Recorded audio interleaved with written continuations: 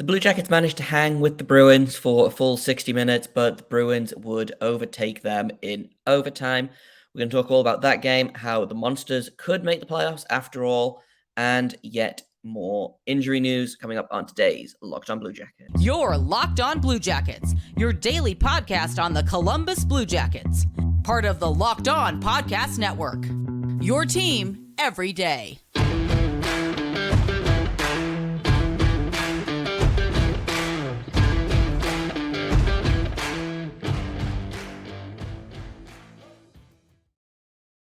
To Locked On Blue Jackets, part of the Locked On Podcast Network, your team every day. I am, as always, your host, Jay Foster, here to bring you news, stories, the good, the bad, and the ugly, all about your favorite team and mine, the Columbus Blue Jackets. Before we get started, I want to thank everyone for making this your first listen of the day every day. Locked On Blue Jackets is free and available on all podcast platforms. We're over on YouTube. Like, subscribe, hit that bell button down below if you want to get notified when new episodes go live. Like I said at the top of the show, today we are going to be talking all about last night's game against the Boston Bruins. We're going to check in with the Cleveland Monsters, who've got a big weekend coming up for their playoff hopes. And the Blue Jackets have lost yet more players to injury. 7 games left, guys. There's only 7 games left in the season. 8 games left, excuse me. I believe in us. We can do it. And we're also going to look briefly at the weekend's games, the Florida Panthers and the Ottawa Senators. So let's start off with last night's game because there was a lot to like about it, I thought. Not least of all, which was Michael Hutchinson's performance in goal, frankly. He made over 35 saves. Let me find out the actual number instead of just saying a random one. He made 29 saves, on 31 shots. Allowed 1 goal on the power play from Tyler Bertuzzi, and then sometimes David Pastrnak just decides he's going to score a goal, Great to see Jack Roslovic get a goal. That's his 10th of the season. And honestly, for the most part, I didn't really have an issue with how a lot of guys played. They got slightly outworked by the Bruins. Shots were 31-26. The power play not scoring was disappointing. They went 0 for 5 on the power play. The Bruins only went 1 for 5, which was good news for the penalty kill. They out-face-offed the Bruins, which I feel like is pretty impressive, especially when you look at they have Patrice Bergeron on the team, who his career 60% face-off wins. Ken Johnson won 100% of his face-offs. Jack Roslovic was at 50. Marchenko, I assume he took 3 face-offs and won 2 of them because he's at 67%, which is still very funny. Lane Peterson won 50% of his draws. Sean Crowley won 56% of his draws. Boone Jenner, the outlier here with 48%, and then Hunter McCown apparently didn't win a single face-off draw all night. But the extremely funny thing about Hunter McCown, and I know that I talk about ice time a lot, he played 7 minutes and 45 seconds last night. 3 minutes and 7 seconds of that was on the power play, so he actually only played 4 minutes of 5-on-5 hockey, which is... I mean, sure, if that's what you're going to go with. Johnny Gaudreau played 25 minutes, 7 minutes on the power play. Now, I believe that Lane Peterson ended up sitting for not most of the game. When was his fight? He took a he took a cross-checking minor, against Patrice Bergeron, sat his penalty, and then played didn't even the next shift he went out. He had that fighting major against Trent Frederick, didn't return from that. So basically he missed half the game. So he played 7:58 of the first 30 minutes. And then after that, I feel like they just kind of rolled with the top 3 lines because Emil Bemstrom only played 6 minutes. McCown only played 7. It feels a little bit like once Peterson went down, they just kind of played those top 3 lines. I could probably find out what's going on there, but doesn't feel like the most balanced. And I understand against a team like Boston, like they were never going to play a ton anyway. But maybe if Johnny Gaudreau had been playing less than 25 minutes, things would have balanced out a little bit more. Let's see. So Emil Bemstrom had, after he was on the ice for 4 shifts after the Bruins scored that first goal. Like, sure. Lane Peterson, so he had 4 shifts after Peterson left the ice due to injury, and McCown had 5 shifts. So there was a little bit of like line juggling, a little bit of line matching up, but not the most balanced ice time. We'll say that. At 5-on-5, apparently there was only 4 lines that were together long enough to like actually do anything, which is very funny. Eric Robinson, Sean Crowley, and Bemstrom had 1 minute 40 at 5-on-5. Gaudreau, Johnson, Marchenko had 2 minutes. Foodie, Corrali, Peterson had 2 minutes. And then Gaudreau, Jenna, Marchenko had 11:19. So the lines were in a blender in a big way. And I'm still, like I said, I'm still impressed that I did manage to hang with the Bruins for this long. But just a weird game, and there was a lot to like about it. I think the goalie was good. Michael Hutchinson had a great game, especially considering his last little stretch of games for the Blue Jackets. I thought Kent Johnson, though he did not appear on the score sheet, I don't believe. No, he did not. Had a really good game. He looked strong. He was all over the place in a good way, and if you look at, he had a 54% Corsi for percentage in 15 minutes. So a big improvement from the game against New York, where I looked it up. There were only, in terms of 5-on-5, the only players that had an above 45% Corsi for percentage were Gaudreau, Marchenko, and Jenna. They were at like 75%, and everyone else was under 50%. It was real bad and very funny. But that Johnson, I believe it was Johnson, Fix-Wolanski, and Roslovic was the second line. That was fun. I liked that. And those 3 plus Jenna, Marchenko, and Gaudreau were in fact the top 6 on ice performers. Defense, a little shaky as always. Bjork didn't have a very good game. Christensen had a pretty bad game. Peak wasn't great. Tim Bernie was the only defenseman over 50%. So good job, Tim Bernie. I guess maybe freeing him from Erica Branson has made him better at defense. Like, maybe that's unfair of me to say, but that's kind of the vibe that I'm getting right now. But overall, like I said, pretty good game. Pretty happy with it. Could have done without the loser point in terms of the standings. I would have preferred to lose in regulation or to win the game. But I feel like it's tough to be mad about losing a close game against the league-leading President's Trophy winning Boston Bruins when you were 32nd in the league at the start of the game. And they're still 31st in the league now.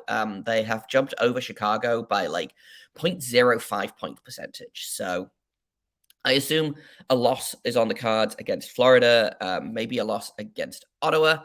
That should kind of right the ship a little bit, but the Blue Jackets are still in pretty good place. In a minute, we are going to check in with the Monsters. Actually, let's take a quick look at the weekend's games first, and then we'll talk about the Monsters to finish the show. So that's coming up next on Locked On Blue Jackets. But first, I have got to tell you all about FanDuel, because it is America's #1 sportsbook. It is March Madness tournament comes to a close this weekend. So if you haven't put money on that, you probably should, and you can do that over at FanDuel.com/lockedon.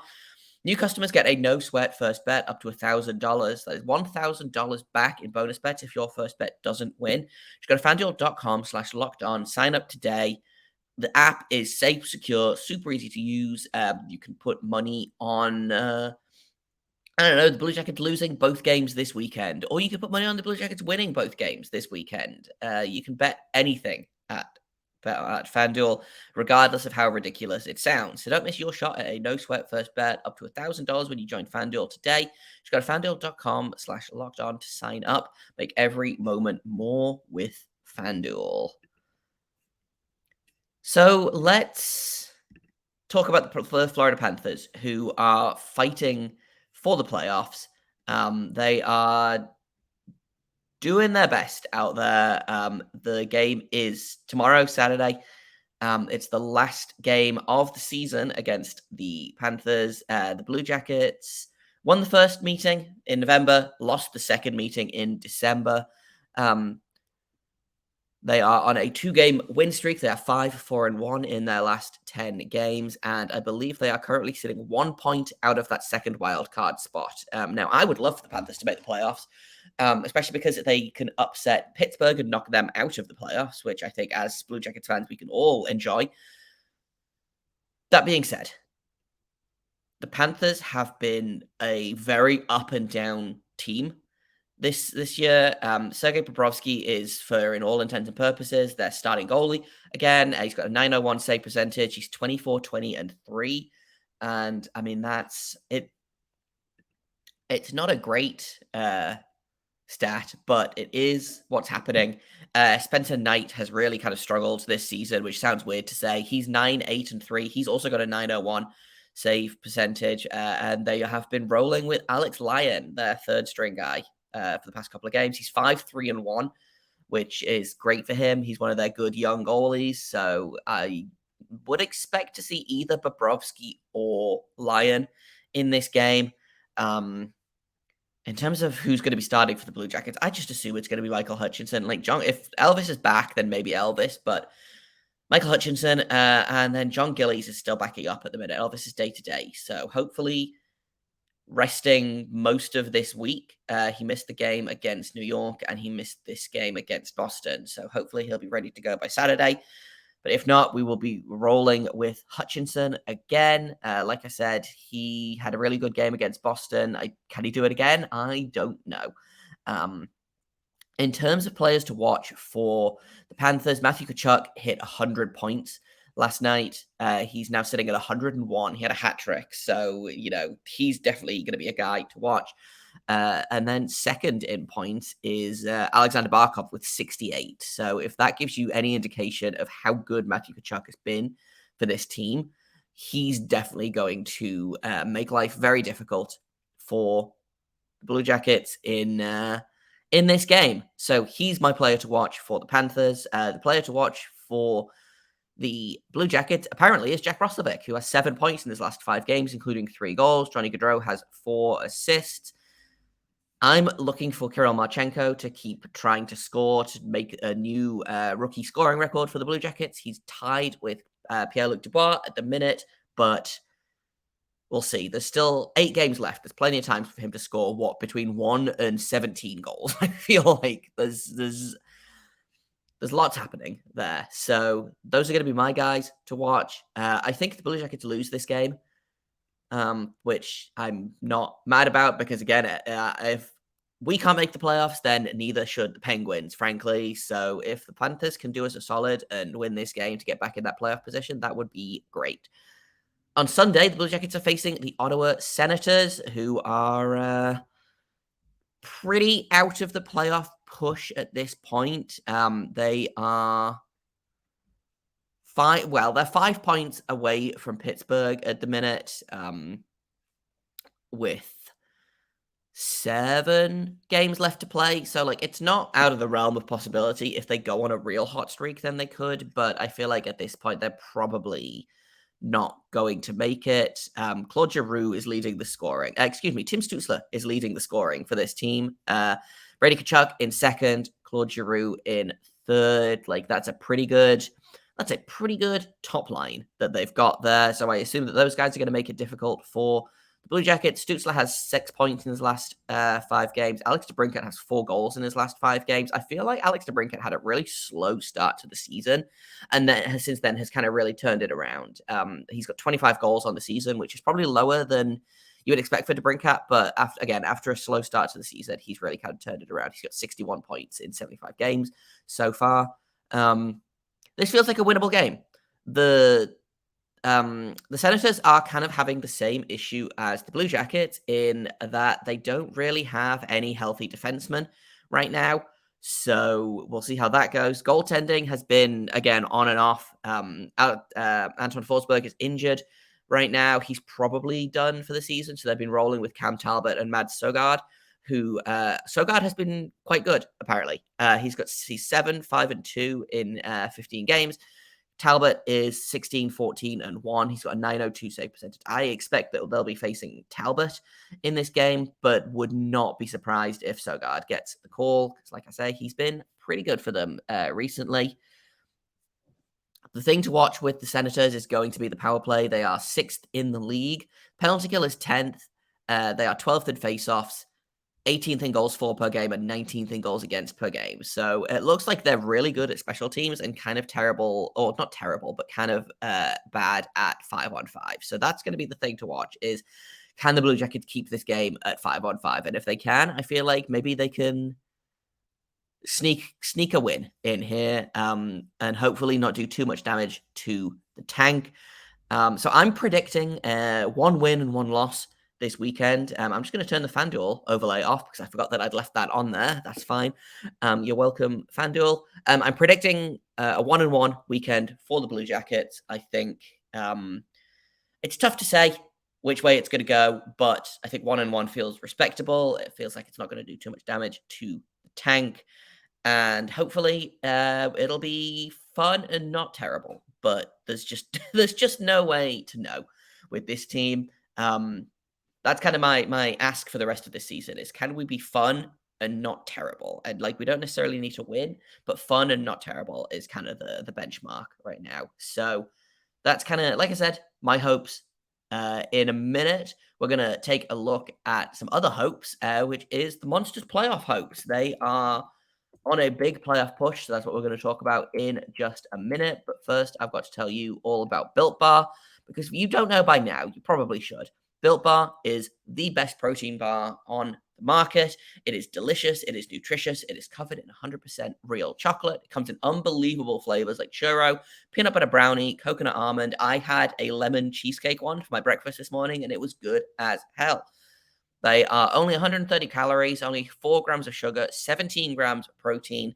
You can go to your local Walmart or Sam's Club, or if, like me, you don't live anywhere near a Walmart or a Sam's Club, you can go to built.com and pick up something that's going to help you make it through the day. If you are feeling hangry, a Built Bar will help. If you are going on a hike, if you're a healthy person and you go to the gym, like, Built Bar is for you. If you, like me, are a gremlin person that exists mostly on just putting a bunch of random stuff in a bowl of rice, like, then Built Bar is for you as well. Once again, Walmart, Sam's Club, or built.com to pick your Built Bars up now, and you can thank me later. The Monsters have been kind of ping-ponging between 7th and 5th all for the last kind of little while. They are in the home stretch now. They have 65 points, so it's unlikely that they're going to overtake the Rochester Americans for 4th place. They are a point above the Laval Rocket. They are 3 points above the Belleville Senators. So at the minute, they need to just keep above the Rocket. Honestly, they have 2 games in hand on the Rocket, 1 game in hand on the Belleville Senators. And they had a pretty big win last night or the night before. I'm not sure when it was, but their last game was important. It was a lot of fun, and they managed to pull off the win. So let's pull up the schedule. It was a big 3-2 overtime win against the Rochester Americans. So they have in the month of March, they had 1, 2, 3, 4, 5 losses, 1 at overtime, and 1, 2, 3, 4, 5, 6, 7 wins. So they went 7-4-1. That's a pretty good pace for a team that, again, keeps losing players, that keep getting called up to the NHL. They lost Marcus Bjork. He's back now, so he'll be available for this weekend's games, I would imagine. They're rolling with Jet Greaves in goal at the minute. I believe Tarasov is injured again. So it's looking like the Monsters are in charge of their own destiny, basically. They've got 2 games this weekend against the Hershey Bears, who are sitting on a record of 39, 16, 5, and 4, 87 points, second in the Atlantic Division, behind only the Providence Bruins. Those are going to be some big, tough games. And then after that, they finish the season with Belleville, Laval, Belleville, Grand Rapids. All of those are below the Monsters in the standings. A game against Utica, and then 2 games against the Rochester Americans. Those 2 final games against the Rochester Americans could be really important for the Monsters, excuse me. But it's all looking good. They managed to set, like I say, they pulled off a big 3-2 win over Rochester after losing Trey Fix-Wolanski and Jake Christensen, who got called up due to yet more injuries happening. They're probably without at least Christensen for the remainder of the season. They might get Fix-Wolanski back. They have insurance in Cole Sillinger, who has been playing pretty well for the Monsters since getting loaned there. If we look at scoring, Cole has 3 points in 4 games so far. He hasn't scored yet, but he's got 3 assists in 4 games. Like I said, losing Trey Fix-Wolanski is a big one. He had 67 points in 53 games. The next highest scorer is Josh Dunn, who has 36 points. So they're going to need guys like Dunn, guys like Richards to really step up. David Jiricek continues to impress. Cole Sillinger being there will help. They had Igor Chinakov, who had 8 points in 7 games before getting injured. So maybe, hopefully they can get him back. Adding Corson Ceulemans, adding Michael Poutier have been big additions as well. Poutier scored his first North American pro goal in the win against Rochester. So they have had support. I don't know what the word is. Emergency additions to, I can't remember what the word is, but they've had some additions that will help down the stretch, and hopefully once the Blue Jackets finish their season, guys like Trey Fix-Wolanski, guys like Jay Christensen will go down and help them in their playoff run, which you only have to make the playoffs, and then from there, who knows? They've got a chance of winning. So we're going to be taking a closer look at the Monsters as the season continues to wind down, checking in on how they're doing, their big players, and hopefully getting to cover their playoff run in a couple of weeks. In terms of playoffs, just a quick update for the CHL playoffs. The Oshawa Generals lost to the Ottawa 67, so that's Cameron Butler's team. And the other player in the OHL was Idle. The QMJHL starts today, and the WHL playoffs are happening. The WHL, it starts so late, so I'd already gone to sleep by the time things had happened. So let's see if I can find the playoff bracket. There we go. They start tonight as well. So playing tonight will be Stanislav Svozil, Martin Rysavy, and Denton Matejchuk. They will be playing. Matejchuk and Rysavy will be playing tonight against the Lethbridge Hurricanes, and so will Stanislav Svozil, who'll be playing against the Saskatoon Blades. So we'll keep an eye on those. Malatesta and Dumais also start their playoff run. So again, we'll update you guys on Monday with how their playoff games go. This is going to be it for me for today. Tomorrow, we are not going to have not an episode tomorrow. We're going to have another episode later today. We've got a prospect profile for you.